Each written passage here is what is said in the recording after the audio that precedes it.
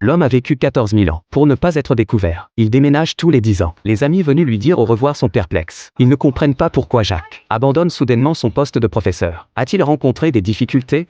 Jacques ne peut qu'invoquer un syndrome de réclusion, prétendant devoir migrer périodiquement. Une femme remarque soudain ce qui ressemble à un authentique Van Gogh, négligemment posé par terre. Le cadre révèle déjà son ancienneté. Jacques explique que c'est simplement un cadeau d'un ami, puis le pose discrètement dans sa voiture. Ce qu'il ne dit pas, c'est que cet ami dont il parle n'est autre que Van Gogh lui-même. La plupart des objets de la maison sont déjà emballés dans des cartons. Heureusement, il reste quelques canapés. Ceux qui sont venus lui dire adieu sont tous d'éminents universitaires et professeurs. Il ne croit pas qu'un homme aussi jeune puisse souffrir d'une telle maladie, au point d'abandonner une brillante carrière et un revenu stable. S'il traverse une épreuve, il peut se confier à eux. Après tout, tous les présents sont des personnalités reconnues. La professeure remarque soudain que Jacques n'a presque pas vieilli en 10 ans. Voilà un secret que toute femme désirerait connaître. Bien que ce ne soit qu'une plaisanterie, elle apporte de la gaieté à cette occasion d'adieu. À ce moment précis, un anthropologue découvre sur la table un ciseau à bec de perroquet. D'après son style, il semble dater d'une époque ancienne, plus précisément du Paléolithique. Un archéologue s'empresse de l'examiner. Après observation minutieuse, il confirme qu'il s'agit bien d'un objet du Paléolithique. Mais à sa connaissance, les anciens n'utilisaient pas ce type d'outil, ce qui en fait un important spécimen archéologique.